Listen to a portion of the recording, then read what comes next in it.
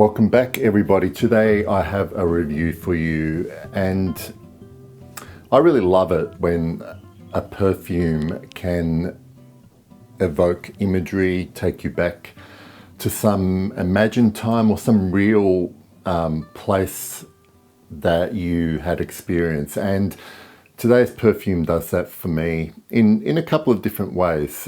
I am talking about Fumerie Turk by Serge Lutens. Now, I'm going to try and get this in focus for you, and it's very hard to read the font on these bottles.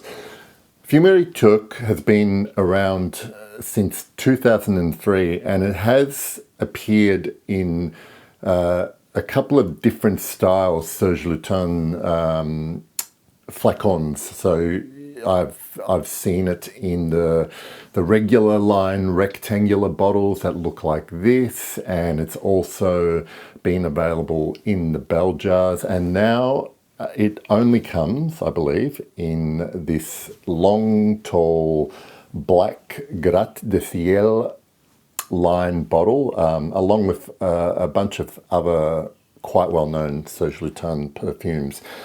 I'm not a huge fan of this design, mainly because I'm always worried about it being really easy to knock over. It doesn't really matter because it's all about the juice inside this perfume. I, quite some time ago, got a decant of Fumerie Turk, and I think that one came from a bell jar version. And I'm pleased to say that whatever I'm smelling in this bottle is still as good as what I had in that decant. So let's talk about the smell. I want to start off by saying that I have kind of been, over my time smelling lots of perfumes, really been always on the search for a tobacco dominant fragrance that actually really smelled of tobacco. Now, I think that in itself is a very personal thing, because I grew up in a family of smokers. My grandfather used to smoke a combination of pre-rolled cigarettes, and occasionally he would buy loose tobacco that he would keep in a leather pouch. And it's that smell that I've kind of basically associated in my mind with what tobacco is to me. It's that tobacco. And I have never really found it in any tobacco fragrance that I've smelled up until now. Usually tobacco fragrances are either oversweetened, or even something as nice as Aramis Havana, for instance, has a lot more spiciness and green notes associated with it. So even though there's a tobacco there, it's not the tobacco that I remember as a child. It's a weird thing to say, saying that I want to smell the tobacco that I remember as a child. But anyway, it's the tobacco.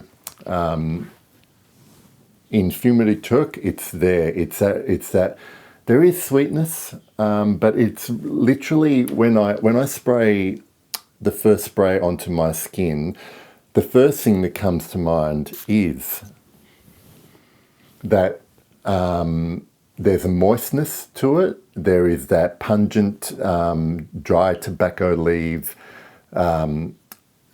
smell. It's kind of unmistakable, really, to be honest. And the thing I love about this is that it's straight out of that leather pouch, and it's a kind of oily leather pouch. That tobacco is there, and no, oily is not the right word, waxy, because there is a good hefty dose of beeswax in this perfume as well. And I love it because it is really perfectly blended. Now, a few years ago, I did a review on a perfume called Slow Dive by Hiram Green, and that was really, really good. There was definitely tobacco in it, but that had like a big overdose of beeswax. And I just want to say now that if anyone here watching is a fan of that particular perfume, but you wish there was probably a little bit less beeswax and more tobacco, you need to smell this. I think the balance is perfect here because it's still more about tobacco. The beeswax complements it. It's coating that leather accord that's holding the tobacco in there. Now, the name Fumerie Türk, I think, translates literally into Turkish smokehouse. Now, I've never been into a smokehouse, let alone a Turkish one. I would like to see Turkey one day, but I've never been in one. I can only imagine it. And perfumes like this are not only evocative of things like childhood memories, but they can also provoke your imagination to put you in an imagined place. Like, I can only imagine what a place like that is like. And with Fumerie Türk, there is it puts you into, no, figuratively probably, puts you into into that space, into that imagined space. I get a very weird sense of a lingering thickness in the air when I'm wearing this. It's like walking into a room where people have been. It's like it's really strange. It's a strange feeling of almost walking into a different time zone in the past, or something has existed in that place. Like when you walk into a room, or you're looking at you're into a house, and the smells of the house almost give you this kind of sensory picture of what kind of energy used to exist in that house. So with this one, I think Christopher Sheldrake did a beautiful job of capturing, along with Serge Lutens, I'm imagining, capturing that atmosphere, because there's also here, what I detect is a rose, but it literally reminds me of the rose water in the Turkish Delight Suite. So it's not like a full-blown rose. It's more subtle and a bit sweeter. And so I've got all of this beautiful imagery of sweet scented tobacco being smoked. None of it ever gets stale, and maybe some sweets are being served at the same time, perhaps a little bit of liqueur here and there, and it's just a wonderful atmospheric perfume. Now, what you need to be aware of, given that the ingredients that are mainly being used in this, is that obviously it's probably not suitable for some climates or weather conditions, but it is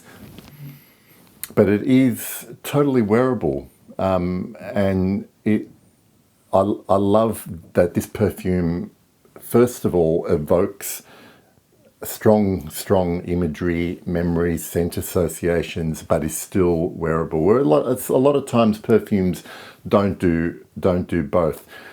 It could probably be accused, on my skin not so much, but I'm guessing some people may find that there is a kind of slightly animalic animal note here. I don't know. I don't know if it's been tamed down in this particular version of Fumerie Türk. I remember it being maybe slightly stronger in the decant that I used to have, but this is very, very smooth. I don't get anything sharp or harsh about this at all. It's just like it's my holy grail tobacco. Okay, I'm going to be straight up there. Like I can't think of one other tobacco I've liked better than this perfume, where other stuff has been way too sweet. Here everything is balanced, complements each other, tells a story at the same time, and I honestly think this perfume is a beautiful piece of tobacco perfumery art. I love the beeswax. I love the honey. I love the slightly indolic florals that sit in the background. Everything is just right with this perfume, and none of that ever overtakes the showpiece of this beautiful tobacco note that's being used in this perfume. Great all-day performance on this. It doesn't project a huge amount, which is perfect for me and this perfume. And I love it. I don't have really anything else that I could say about it other than if you get a chance to sample it. I wish it hadn't been pushed up into this more expensive Gratte-Ciel line and it was more readily available for people to try. But if you ever see it or can find a decant or a sample of it, please give it a go, especially if you love the notes of tobacco, beeswax and leather to a little bit. Thank you for watching. That's all I have to say about Fumerie Turque by Serge Lutens, and I'll see you all next time. Bye.